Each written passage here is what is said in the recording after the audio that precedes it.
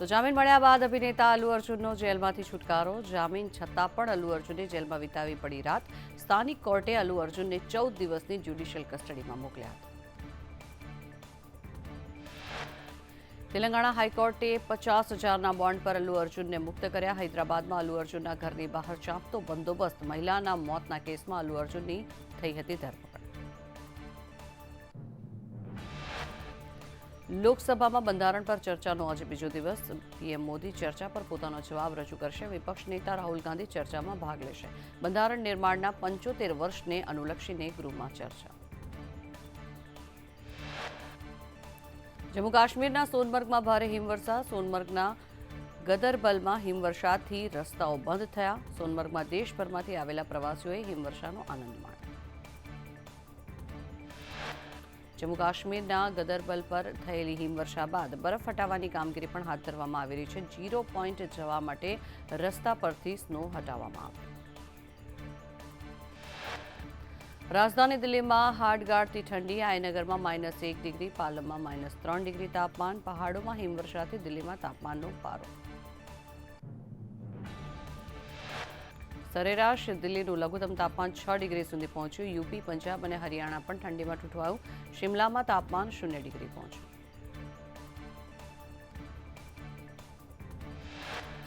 ઉત્તર અને મધ્ય ભારતમાં આગામી 15 ડિસેમ્બર સુધી કોલ્ડ વેવ રહેવાની સંભાવના. 13 થી 16 ડિસેમ્બર દરમિયાન મધ્યપ્રદેશમાં પણ ઠંડા પવનો ફૂંકાશે. ઉત્તર ભારતમાં હિમવર્ષાની વચ્ચે ભર શિયાળે દક્ષિણ ભારતમાં મેઘતાંડવ. તમિલનાડુના અનેક જિલ્લાઓમાં ભારે વરસાદ. તિરુપલ્લીમાં પણ અનેક વિસ્તારો જળમગ્ન થયા. ભારે વરસાદને કારણે થઈને પુડુચેરીમાં પણ મેઘતાંડવ. સ્કૂલ અને કોલેજમાં રજા જાહેર કરવામાં આવી. આગામી દિવસોમાં પણ ભારે વરસાદની આગાહી.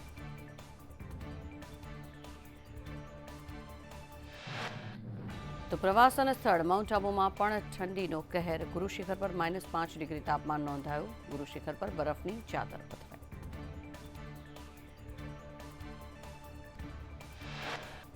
રાજ્યમાં ઠંડીનો ચમકારો. 16 જિલ્લામાં લઘુત્તમ તાપમાન 15 ડિગ્રીથી નીચે નોંધાયું. ત્યારે નલિયામાં 8 ડિગ્રી તાપમાન. મહાનગરોમાં જોવા મળ્યો ઠંડીનો ચમકારો.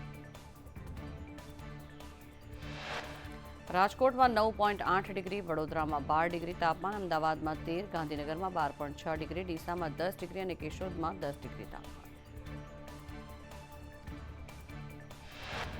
એએમસી સ્કૂલ બોર્ડની શાળાઓના સમયમાં ફેરફાર કરવામાં આવ્યો. ઠંડીને કારણે 15 જાન્યુઆરી સુધી સમયમાં ફેરફાર.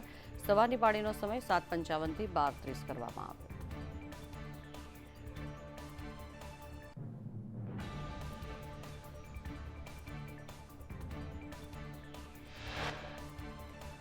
કચ્છની નકલી ઈડીના અધિકારી નીકળ્યા આપના નેતા. આરોપી અબ્દુલ સત્તાર નીકળ્યો આપનો નેતા. ગૃહ રાજ્યમંત્રી હર્ષ સંઘવીએ એક્સ પર આરોપીના કેજરીવાલ સાથેના ફોટો પોસ્ટ કર્યા.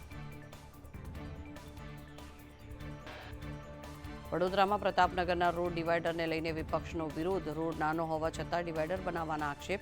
રોડ પર મેરેજ હોલ અને કબ્રસ્તાન હોવાથી ડિવાઈડર કટ કરવા માંગ કરાઈ.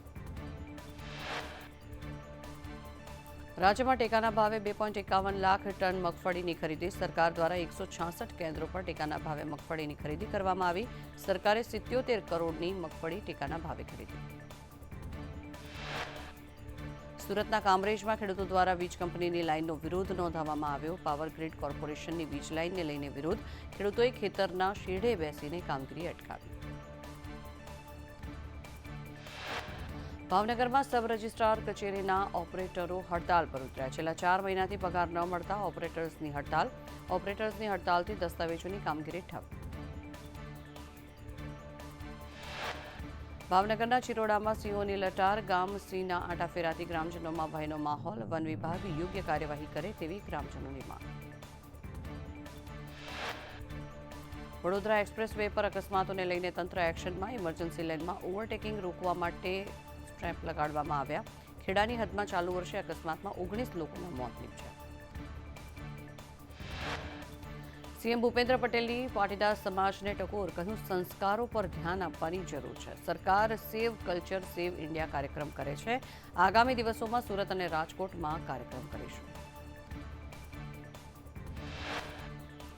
રાજકોટ ઉમિયાધામના ભૂમિપૂજન વખતે સાંસદ પુરુષોત્તમ રૂપાલાની પાટીદાર સમાજને ટકોર કહ્યું, મંદિરો બનાવો પણ સમાજની ઉપયોગિતાનું પણ ધ્યાન રાખો. જે રીતે માતાજીના ભવ્ય મંદિર બનાવી રહ્યા છો તે રીતે સમાજ અને ઉદ્યોગની જરૂરને ધ્યાનમાં રાખીને આગળ વધીએ.